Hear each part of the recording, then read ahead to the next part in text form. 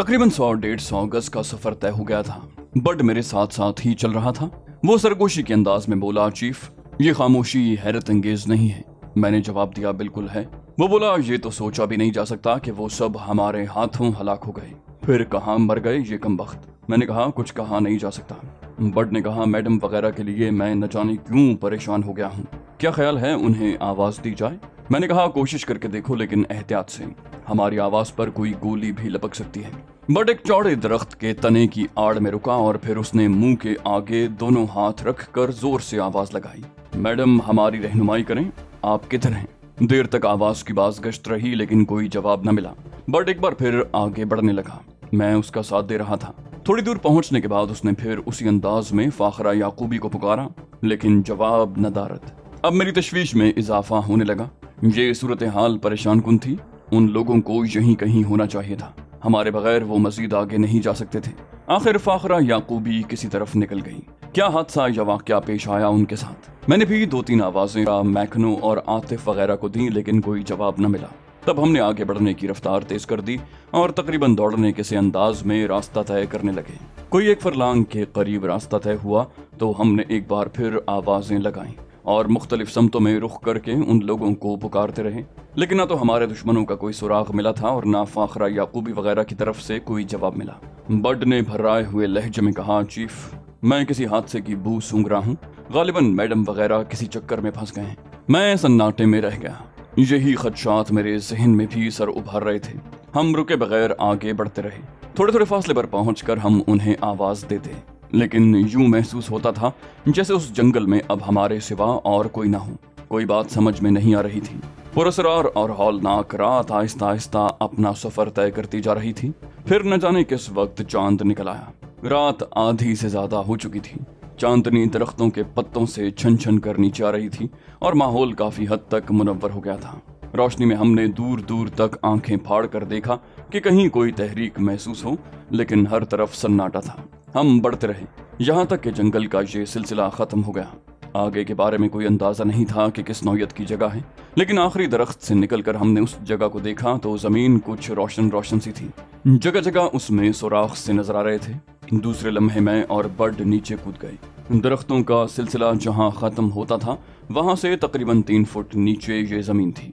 हम नीचे कूद तो गए, लेकिन दफतन यूं महसूस हुआ जैसे जमीन हमारे पैरों के नीचे आकर दबने लगी हो। मेरे हलक से एक वहशत भरी आवाज निकल गई। बड जल्दी से जमीन पर बैठ गया था। उसने आहिस्ता से कहा, बैठ जाओ चीफ, बैठ जाओ। मैं बैठ गया। बर्ड जमीन को टटोल टटोल कर देखने लगा। भुरभुरी मिट्टी थी, उसे दलदल नहीं कहा जा सकता था, लेकिन अजीब जमीन थी। बोला, चीफ वापस ऊपर चलो, ये जगह खतरनाक मालूम होती है। मैंने बर्ड से इत्तेफाक किया और हम बमुश्किल तमाम ऊपर पहुंचने में कामयाब हो सके। ये अजीबोगरीब खुश्क दलदल हमारी समझ में नहीं आई थी। जमीन भुरभुरी थी और किसी कदर चमकदार भी। अब इसके अलावा और कोई सूरत न थी कि सुबह होने का इंतजार किया जाता और सूरज की रोशनी में रास्ते का सही तायुन किया जाता। चुनाचे हम थके थके से अंदाज में बैठ गए। मैं फाखरा याकूबी और दूसरे लोगों के लिए परेशान था।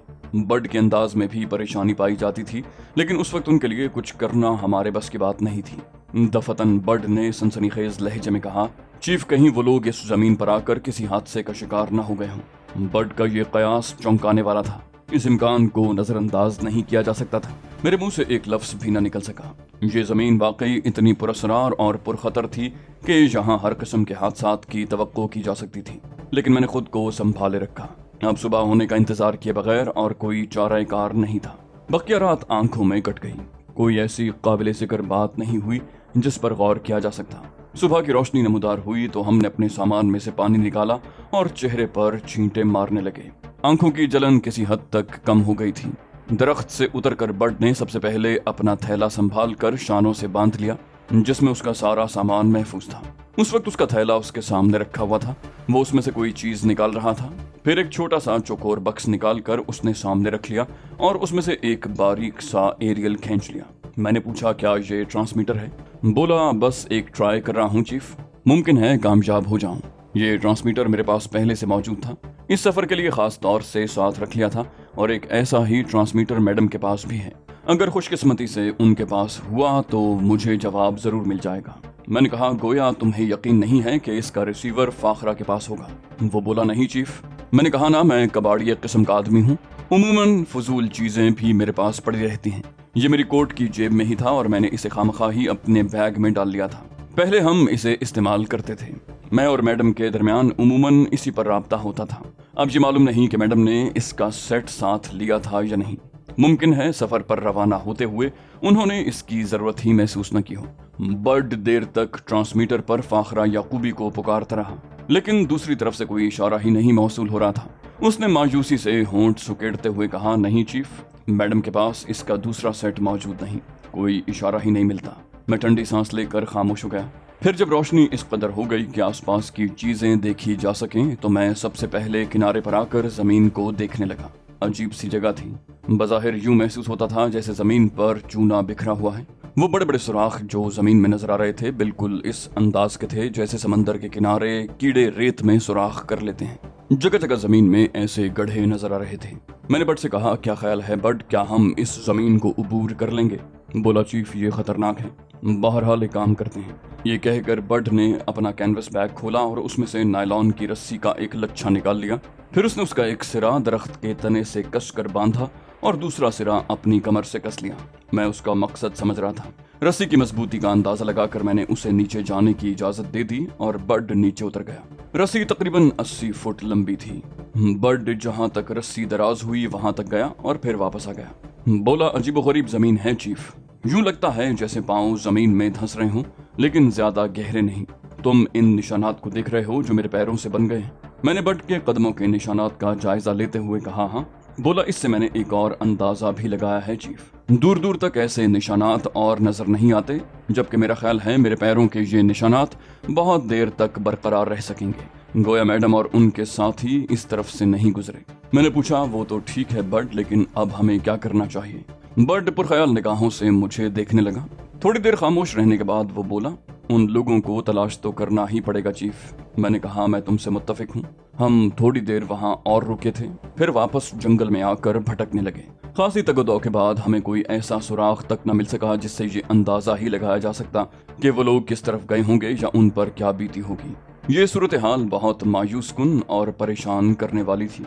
मजीद उलझन का सबब ये भी था कि वो लोग कहाँ गायब हो गए थे जो हमारा ताकुब कर रहे थे और हमसे बरसरे पैकार थे। ये तो मुमकिन नहीं था कि सबके सब हमारी चलाई हुई गोलियों का निशाना बन गए हों। ऐसी सूरत में भी हमें उनकी लाशें कहीं न कहीं तो नजर आनी चाहिए थी। दोपहर तक हम जंगल में भटकते रहे। मेरा जहन बुरी तरह परागंदा हो रहा था। कोई ऐसी बात समझ में नहीं आ रही थी जो इन लोगों की पुरअसरार गुमशुदगी की तौजीह कर सके। बिलाखिर हम तकरीबन उसी जगह पहुंच गए जहां से चले थे। सांप की लाश अपनी जगह मौजूद थी। कटाव के किनारे पर पहुंचे तो जमीन पर जगह जगह खून के धब्बे नजर आए। बास जगह खून इतनी मिकदार में था कि यूं महसूस होता था जैसे किसी बकरे को ज़िबाह करके यहाँ डाल दिया गया हो, लेकिन कोई लाश वगैरह वहाँ मौजूद नहीं थी। इसका मतलब यही हो सकता था कि उन लोगों ने जख्मियों और लाशों को यहाँ से हटा दिया था, लेकिन क्यों? इसकी क्या जरूरत थी? इस सवाल का फिलहाल जवाब मेरे पास नहीं था और ना बड के पास। परेशानी और उलझन के अलावा और कुछ नहीं था। चुनाचे हम दोपहर तक वापस जंगल के उसी किनारे की तरफ आ गए थे जहां से वो अनोखी जमीन शुरू होती थी। मैंने और बड ने मुत्तफिका तौर पर फैसला किया कि अभी आगे के सफर का तो सवाल ही नहीं पैदा होता, हम उन लोगों का इंतजार करेंगे। चुनाचे हम उस कुदरती कटाव के साथ साथ चल पड़े जिसके बाद वो भुरभरी जमीन शुरू होती थी। जमीन का ये कटाव भी खासा हैरत अंगेज था। ऐसा महसूस होता था जैसे जंगल के इख्तिताम पर यहाँ कोई गहरी झील थी जो खुश्क हो गई थी। हम किनारे किनारे आगे बढ़ते रहे। रास्ते में इर्द गिर्द का जायजा भी लेते जा रहे थे। कहीं कहीं जानवरों के कदमों के निशानात तो नजर आते थे, मगर इंसानी कदमों का कोई निशान कहीं नजर नहीं आया था। शाम हो गई और हम थकन से बुरी तरह चूर हो गए तो बड ने थकी थकी मुस्कुराहट के साथ कहा, चीफ, जिंदगी का बहुत ही नाजुक मोड़ आ गया है। फैसला करने में मुश्किल हो रही है, क्या किया जाए? मैंने कहा, तुम्हारा अपना क्या नजरिया है बड? वो बोला, मैडम के साथ काम कर रहा था लेकिन अब सूरत हाल मेरे अपने हाथ में नहीं रही। दिल रो रहा है कि मैं उनकी कोई मदद नहीं कर सका। ना मालूम उन पर क्या बीत गई, और शायद ये पहला मौका है चीफ कि मैं अपने किसी मिशन में इस तरह तन्हा रह गया हूँ। लेकिन बहरहाल जिंदगी के मिशन को जारी तो रखना ही पड़ेगा। अगर तुम भी उन लोगों की तरफ से मायूस हो गए हो चीफ, तो फिर अपने तौर पर फैसला करो। जाहिर है मैं किसी भी जिंदा साथी का साथ देना पसंद करूंगा। बड का अंदाज बड़ा मायूस कुन था और मैं भी अपने बारे में सोचने पर मजबूर हो गया। थोड़ी देर तक सोचते रहने के बाद मैंने कहा, बड, मौजूदा सूरत हालात मेरे लिए भी तकरीबन वैसी ही है जैसी तुम्हारे लिए, लेकिन मैं तुम्हें एक बात अपने बारे में बता देना चाहता हूँ। मैंने कभी किसी किस्म के हालात में मायूस होना नहीं सीखा। एक इंसान होने के नाते बाज इंसानी कमजोरियां मुझ में भी हैं, यानी हालात की सख्ती और पेचीदगी के सबब मैं भी वक्ती तौर पर परेशान और हरासा हो जाता हूँ, लेकिन मुकम्मल तौर पर मायूसी कभी मेरे दिल में घर नहीं करती और मैं हालात से नबरदाज़मा होता हुआ अपनी मंजिल की जानिब बढ़ता रहता हूँ। फिर मेरा खुदा मेरी रहनुमाई करता है। इस प्रोग्राम में जो हमने स्टीफन ब्राकोटा और उसके लिए काम करने वालों की तलाश के लिए बनाया था, ये बात सर फहरिस्त थी कि हमारा ये सफ़र लाइन ऑफ क्रूजल की आबादियों के मुतवाज़ी रहेगा, मगर बदकिस्मती से या तो हम रास्ता भटक गए हैं या हमें भटकाया गया है। लिहाजा मेरे ख्याल में बेहतर यही होगा कि हम लाइन ऑफ क्रूजल की किसी बस्ती तक पहुंचने की कोशिश करें और जब तक कामयाब न हो जाएं अपना सफ़र जारी रखें। बर्ड ने कहा, मगर चीफ मेरे अंदाजे के मुताबिक हम लाइन ऑफ क्रूजल से बहुत दूर कहीं भटक कर आ गए हैं। मैंने कहा, मैं भी ऐसा ही महसूस करता हूँ बर्ड। ये इलाका यकीनन लाइन ऑफ क्रूजल से बहुत हटकर है जहाँ हम भटक रहे हैं, मगर फिलहाल हम सफ़र जारी रखने के सिवा और कर भी क्या सकते हैं। बर्ड ने कहा, ठीक है चीफ, मैं आपसे इख्तिलाफ नहीं करूँगा। मेरा ख्याल है कि आज रात यहाँ और गुजार लें, कल सुबह हम इस अजीबोगरीब ज़मीन को अबूर करेंगे और दूसरी तरफ देखेंगे कि क्या है। मैंने बर्ड की राय से इत्तेफाक कर लिया। रात बड़ी बेआरामी में कटी। पिछली रात भी जागते हुए गुजारी थी, इसलिए आज जब दरख्तों की जड़ों में लेटे तो गहरी नींद आ गई। रात में कई बार आंख खुली थी, लेकिन जहन पर जैसे मदहोशी सितारी थी। सुबह तक सोते रहे, यहाँ तक कि सूरज सर पर चढ़ाया और हम उठने पर मजबूर हो गए। पानी को अब एहतियात से खर्च किया जा रहा था। गो खुराक और दीगर जरूरियात की चीजें हमारे बैगों में भरी हुई थी, लेकिन ये नहीं कहा जा सकता था कि कब तक ये सफर जारी रहेगा। चुनाचे तय कर लिया गया कि पानी और ग़िज़ा इंतहाई एहतियात से खर्च की जाएगी। जरूरियात से फारिग होने के बाद मैं और बर्ड उस खुश्क झील में उतर गए। बर्ड ने जहानत से काम लेते हुए अपनी रस्सी का एक सिरा मेरी कमर से बांधा और दूसरा सिरा अपनी कमर से बांध लिया, और हमने ये तय किया कि तकरीबन 40 गज का फासला रख कर सफर करेंगे, ताकि आगे जाने वाले को अगर कोई दुश्वारी पेश आए तो दूसरा उसकी मदद कर सके। उस भुरभुरी और अजीबो गरीब जमीन को अबूर करना जिंदगी का एक हैरत अंगेज तजुर्बा था। पता नहीं क्या चीज थी वो। बास जगह ये महसूस होता जैसे जमीन नम हो और कीचड़ हो, लेकिन झुककर मिट्टी उठाते तो वही सफेद सफेद भुरभुरी मिट्टी हमारे हाथों में आ जाती, जो बिल्कुल खुश्क होती। जहां मौजूद सुराखों के पास से गुजरते हुए दिल में ये वहशत होती कि कहीं उनके आसपास की जमीन खोखली ना हो, लेकिन ऐसा नहीं था। ये सुराख जमीन की गहराइयों में सीधे चले गए थे। हमने झांकने या उनके बारे में रिसर्च करने की जरूरत न समझी। जमीन का ये टुकड़ा पूरे दिन में तय किया गया और उस वक्त शाम के तकरीबन 4:30 बजे थे जब हम उसे अबूर करके एक वसी मैदान में पहुंच गए। बहुत दूर मैदान के दूसरे किनारे पर कुछ दरख्तों के हयूले नजर आ रहे थे, जिसका मतलब था कि इस मैदान के इख्तिताम पर फिर जंगल शुरू हो जाएगा। रात करीब थी, लिहाजा मजीद सफर की बनिस्बत हमने वहीं क़याम मुनासिब समझा। वो रात भी सख्त बेचैनी और इस्तराब में गुजरी। मुझे बहुत देर तक नींद नहीं आ सकी थी। जहन अचानक ही परवाज करता हुआ अमेरिका में तहजीब के पास पहुंच गया। फिर नामालूम कब तहजीब की यादों ने थपक थपक कर मुझे सुला दिया। सुबह एक बार फिर हमारे सफर का आगाज हो गया। जैसे जैसे फासला कम होता गया, सामने का मंजर साफ होता गया। शाम के करीब ही हम उस मैदान को अबूर कर सके थे और मैदान के बाद शुरू होने वाले जंगल में दाखिल हो गए थे। जंगल में हर तरफ हू का आलम था। छोटी छोटी सख्त चट्टानों के दरमियान झाड़ियां उगी हुई थीं। दरख्त यहाँ कम थे और एक दूसरे से फासले पर भी थे। बर्ड ने कलाई पर बंधी हुई घड़ी में वक्त देखकर कहा, शाम होने वाली है चीफ, क्या ख्याल है आगे बढ़ें? मैंने फीकी सी मुस्कुराहट के साथ गर्दन हिला दी और कहा, यकीनन, मगर इससे पहले हमें अपने सामान को दुरुस्त कर लेना चाहिए। इस बहाने हम कुछ सस्ता भी लेंगे। राइफलें कारतूस खत्म होने के बाद नाकारा हो चुकी थीं, चुनाचे उन्हें वहीं फेंक दिया गया। अलबत्ता हमारे पिस्तौल अभी कारामद थे और उनके फालतू राउंड भी मौजूद थे। सामान का असर नौ जायजा लेने के बाद हम एक उभरी हुई चट्टान पर बैठ गए और बर्ड ने थैला खोलकर उसमें से खुराक निकाली, जो अब अपनी आखिरी मंजिल में थी। उसने मेरे और अपने बैग से खाने पीने का तमाम सामान निकाला और फिर मुस्कुरा कर बोला, चीफ, ये सब खा लो। अगर हम थोड़ा थोड़ा करके इसे इस्तेमाल करेंगे तो न तो भूख की शिद्दत कम होगी और न तबीयत सैर होगी। जब जिंदगी यहाँ तक लाई है तो आगे भी कुछ न कुछ बंदोबस्त हो ही जाएगा। खुराक इतनी ही मिकदार में थी कि उसे खाकर सिर्फ उस वक्त की आग बुझाई जा सकती। मैंने बर्ड से इख्तिलाफ न किया और हम दोनों ने बची कुची खुराक मैदे में उतार ली। उसके बाद बर्ड थैला कमर पर कसकर आगे चल पड़ा। थोड़ी देर के बाद हम जमीन में उगी हुई छोटी छोटी लकड़ियों के उस जंगल में पहुंच गए जो हमें पहले नजर नहीं आया था। ये लकड़ियां पीली रंगत की थीं और उनकी जड़ें जमीन के ऊपर ही फैली हुई थीं। सूरज गुरूब हो रहा था और तारीकी फैलती जा रही थी। बड ने वहीं कयाम करने का फैसला कर लिया और मैंने अपना बैग खोलकर नीचे डाल दिया। रात की तारीकी में उस जंगल को उबूर करना मुनासिब नहीं था, लेकिन जब तक रोशनी रही हमने उन लकड़ियों को जड़ों से उखाड़कर उन्हें एक जगह जमा करने का अमल जारी रखा। लकड़ियों का एक हिसार सा बना लिया गया था और उसके बाद हम उस हिसार के दरमियान बैठ गए। बड खामोश निगाहों से ताहद्दे निगाह फैले हुए तारीक वीरानों को देख रहा था, जिनका एक एक मंजर अब निगाहों से ओझल होने लगा था। आग अभी रोशन नहीं की गई थी। बड ने अपना पिस्तौल निकालकर घुटनों पर रख लिया, फिर आहिस्ता से बोला, चीफ, आधी रात तक मैं पहरा दूंगा। आधी रात के बाद मैं तुम्हें जगा दूंगा, लेकिन खुदा के लिए सो जाना। हम अभी और कई दिन तक अपने बदन की थकन दूर नहीं कर सकेंगे। मैं चाहता हूं कि आराम करते हुए चलें। हमारे सामने कोई ऐसा खास मकसद तो है नहीं जिसके लिए हमें तेज रफ्तारी इख्तियार करनी पड़े। मैंने आंखें बंद करके गर्दन हिला दी। हमारी तवक्को के ऐन मुताबिक रात सर्द होना शुरू हो गई थी। ठंडी हवाएं फजा में गर्दिश कर रही थीं और रोंगटे खड़े हुए जा रहे थे। बड ने थोड़ी देर इंतजार करने के बाद आग रोशन कर दी। लकड़ियों का काफी जखीरा महफूज रखा गया था ताकि सारी रात उस अलाव को रोशन रखा जा सके। लकड़ियां बिल्कुल खुश्क नहीं थीं, लेकिन इतनी गीली भी नहीं थीं कि जल न सकें।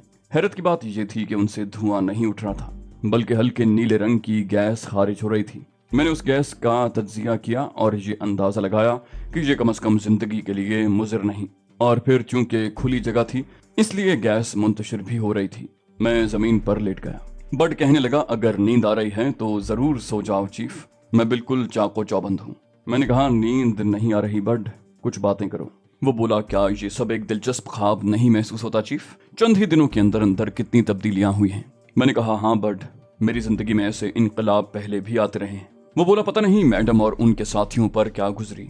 एक बात बताओ चीफ, अगर मैडम खत्म हो गई हों, माफ करना मैं ये अल्फाज बेरहमी से नहीं कह रहा, बल्कि चंद हकीकतों को हमें निगाहों के सामने रखना ही होगा। तो मैं कह रहा था कि अगर मैडम खत्म हो चुकी हों और हमारे दूसरे साथी भी हमें दोबारा न मिल सकें तो फिर हमारा आइंदा प्रोग्राम क्या होगा? मैंने कहा, जिंदगी अगर मौत से हमकनार हो रही हो बड, तब भी मैं ये ख्याल दिल से नहीं निकाल सकता कि बिलाखिर मुझे स्टीफन ब्राकोटा तक पहुंचना है। मैं उसको तलाश करूंगा और उससे मालूम करूंगा कि लाइन ऑफ क्रूजल की 3 फैक्ट्रियां किसने तबाह की और इसराइली जासूस लाइन ऑफ क्रूजल के खिलाफ क्या मंसूबे बना रहे हैं, और फिर मैं स्टीफन ब्राकोटा को हलाक कर दूंगा। मेरे लहजे में कोई ऐसी बात थी कि बड आंखें फाड़ कर मुझे देखने लगा और फिर उसने मुतासिर कुन लहजे में कहा, दर हकीकत चीफ, तुम उस वक्त तक इस दुनिया में रहोगे जब तक स्टीफन ब्राकोटा हलाक नहीं हो जाता। लिख लो इस बात को। बड नजूमी नहीं है, लेकिन जब वो बात इतने एतमाद से कहता है तो उसकी एक हैसियत होती है। मैं खामोशी से खला में घूरने लगा।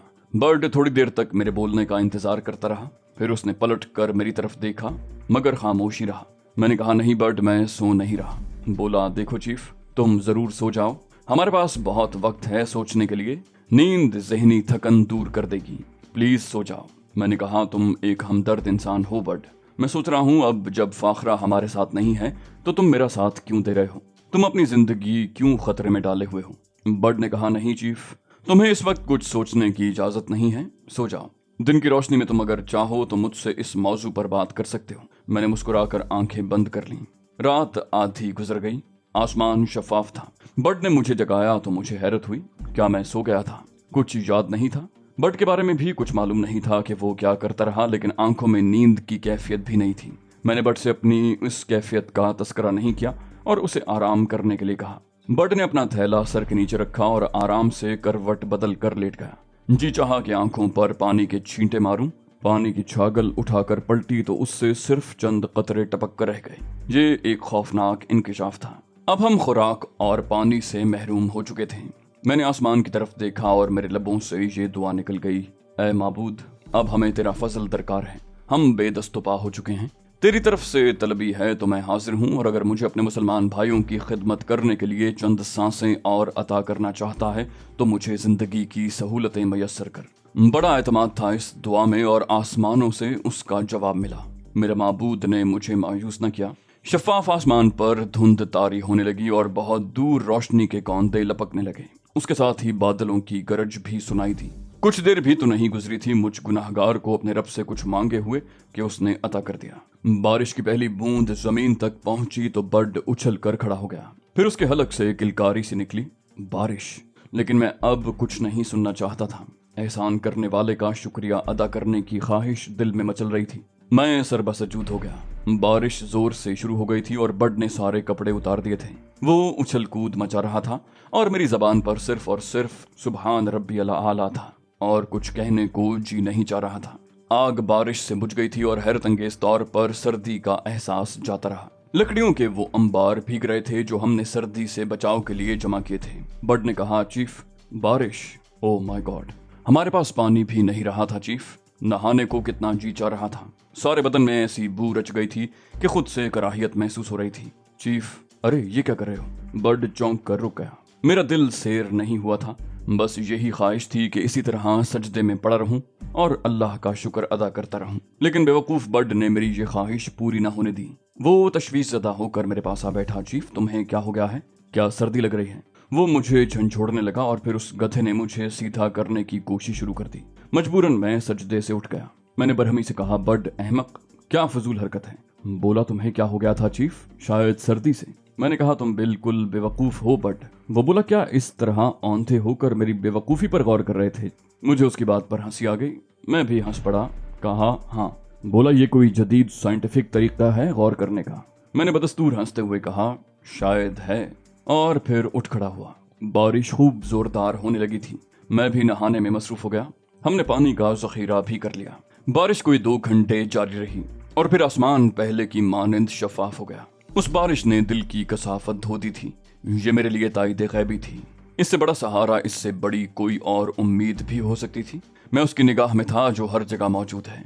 उससे राब्ते के लिए किसी ट्रांसमीटर की, किसी मादी जरिए की जरूरत नहीं होती। जहां हो, जिस हाल में हो, उसे आवाज दे लो। बस लगन और सच्चाई की जरूरत होती है।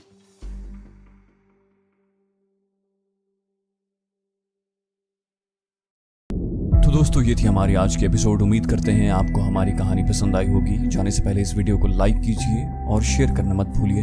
कमेंट करके हमें बताइए कि आपको हमारी वीडियो कैसी लगी। और अगर अभी तक आपने इस चैनल को सब्सक्राइब नहीं किया तो इसे सब्सक्राइब कीजिए और बेल आइकन दबाकर ऑल नोटिफिकेशंस ऑन कर लीजिए।